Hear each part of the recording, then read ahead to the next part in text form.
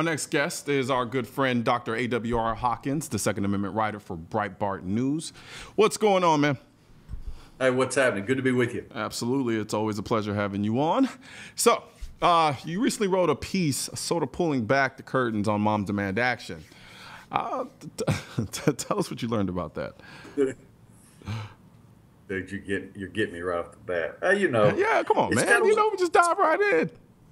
It's kind of what you would expect. Yeah. They're a group that they don't really have any success they can point to. You and I have discussed. They're only still in the game because they have unlimited funds. The gun control lobby, via Bloomberg, dumps so much money into them that they don't have to win. They're not like you. They don't have to draw viewers. They're not like me. They don't have to draw readers. They just stay in the game. So you've always wondered, what would be one of the reasons that they're failing? Of course, apart from the fact the NRA's beating them, that we're beating them at Breitbart, that other gun groups are beating them, apart from that, why are they losing? It seems that people in the group think they're losing because they say Shannon Watts is a quote-unquote tyrant, that she is a quote-unquote nightmare. And, you can see that if you see this woman, she campaigns against guns for you and me, but she has armed security. Yep. That's almost all you need to know to assume, yeah, she's probably like Dianne Feinstein behind closed curtains. She's that kind of tyrant, that kind of nightmare.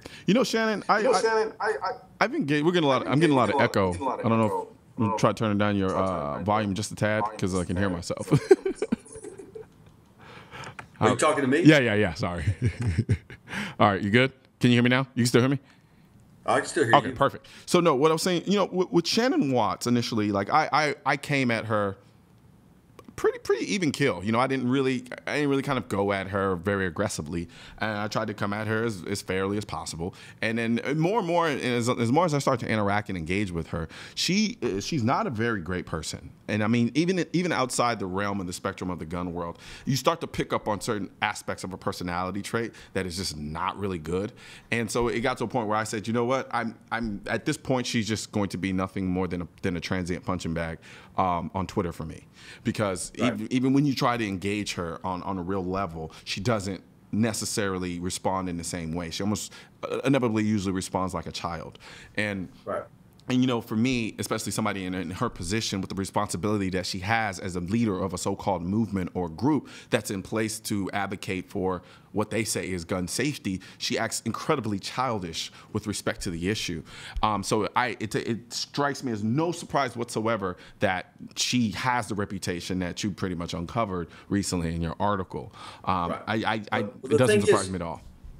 If you think, though, before she came into guns, most people don't know this. I know you know it, but most people don't know. They think that she saw Sandy Hook happen and she's just this mom at home, and she put down the eggs in the egg beater and she took the apron off and said, guess what? I'm going to start a gun control group. That's not her. She's a PR executive.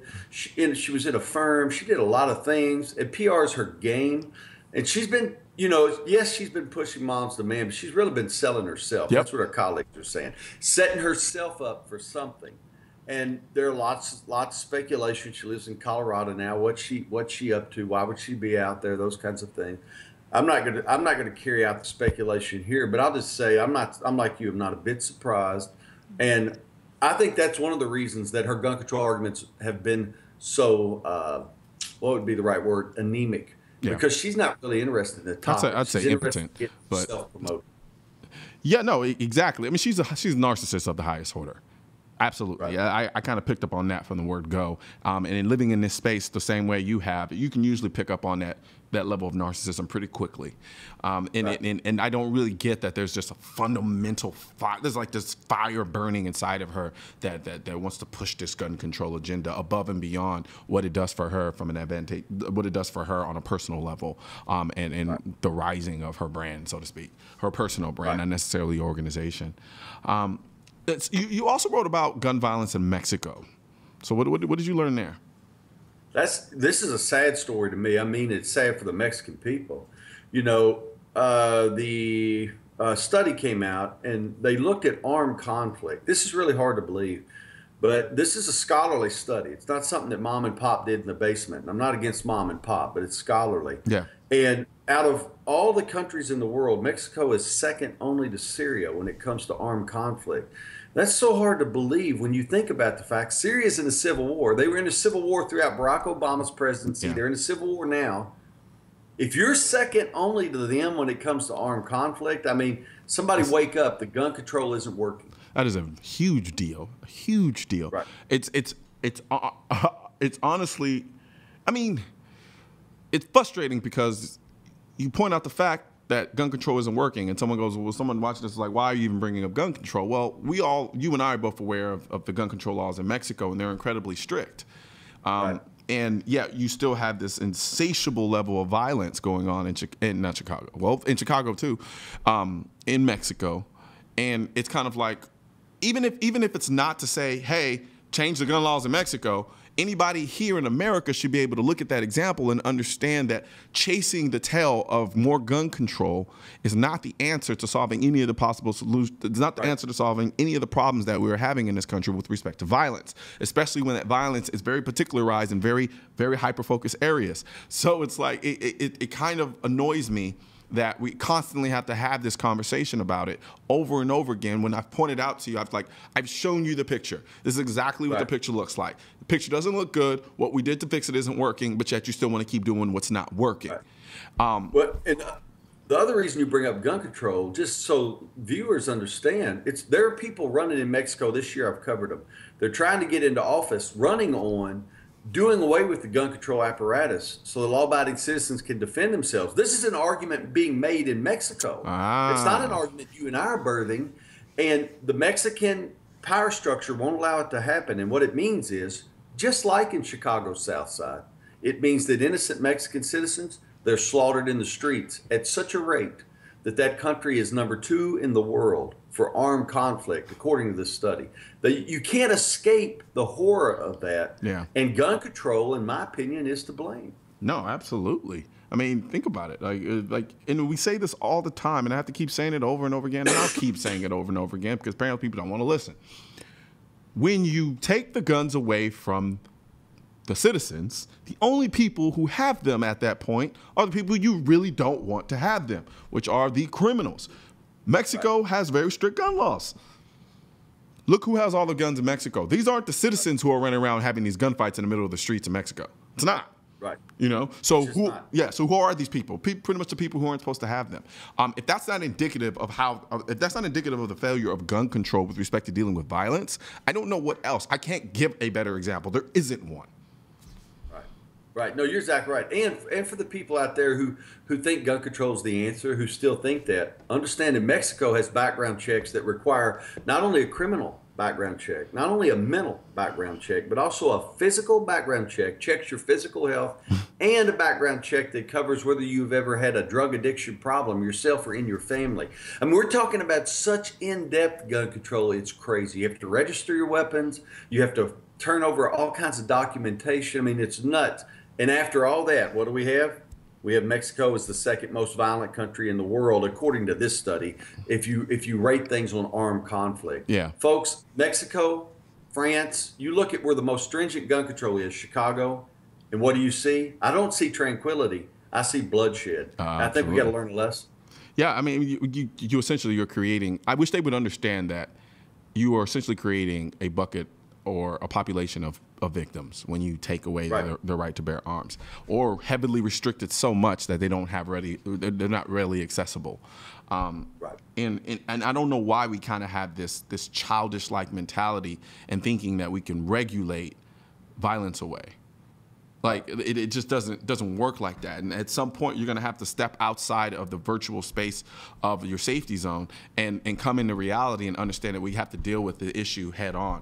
In reality. And sometimes that means that you have to confront that issue, especially when it's confronting you. And I think for a lot of people, it's a lot easier to say, well, let's create more laws to make it stop. And then in their minds, since they live so far removed from that violence to begin with, because we're not talking about a violence that's pervasive throughout the country. And I'm talking about America here.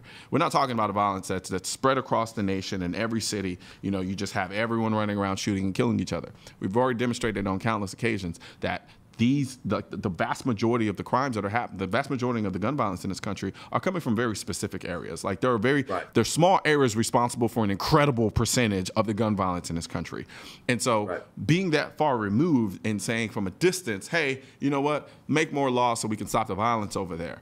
You don't see the results anyway. And so from that standpoint, in your mind, you think you've actually done something. When in reality, it was nothing more than self-servingness. And then the people who are in these areas suffer from it the most. Like the fact that in Chicago, at one point, like they just recently got the ability to have firearms in their own homes. It's not like we're talking about concealed carry here. We're talking about the ability to keep a gun in your home, which the vast majority of America typically doesn't have a problem with that. But like they literally just got the ability to do that. And so it's like, don't talk to me and look me in my eye and tell me, oh, they just want reasonable gun measures. They don't just want reasonable gun measures. It's clear as day. If you allow them and they had the ability to, they take them outright away from you. So, sorry, I just jumped on the soapbox. That's all right. But there's no doubt you're right. But, here's the thing. The truth is cold and the truth is hard. And so when I say this, it's going to sound like I'm exaggerating. I'm not. The thing is, you say, I don't know why they keep pushing these gun control laws when this is the result. The reason is the senators who push this never have to face the life that they force those in the South Side to live. Shannon Watts never have to face that life either. She's going to have armed security the rest of her life because of Bloomberg. And to me, I can never get away from the racial component, buddy. I can never get away from that either, because most of the time the folks they're sacrificing are minorities in the inner city who are dirt poor.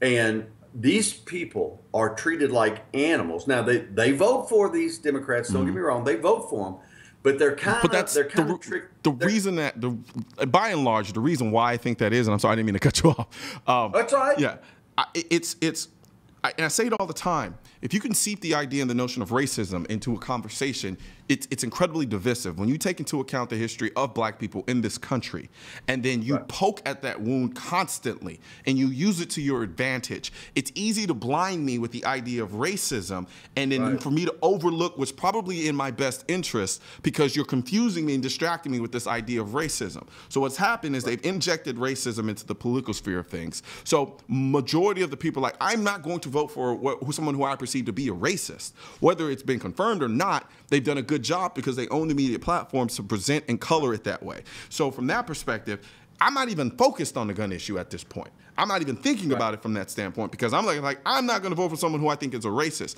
And when you're able to align the idea of, say, for instance, the Republican Party with the idea of anybody and everybody who's in the Republican Party is considered a racist, it's easy to see why Democrats continue to keep having a stronghold over these communities.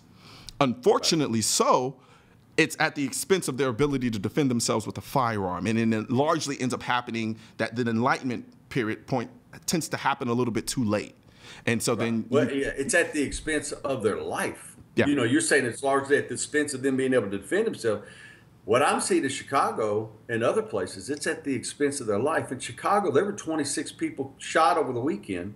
15 shot. 6 killed over the weekend. Last weekend was 26 wounded and 6 killed. So, I mean, this is what they're getting. You vote this way, and they promise you the world, but what do they give you? They give you death and blood in the streets. Folks, this is the outworking of gun control. And at some point, we have to go, you know what? I trust free people to be free people. I don't care what color their skin color is. I don't care what their origin is, socioeconomic standing. I don't care. They're free men. They're free women. Let them live like it. Freedom is theirs as well. And we have to get that message across. Absolutely. And we'll continue to do so.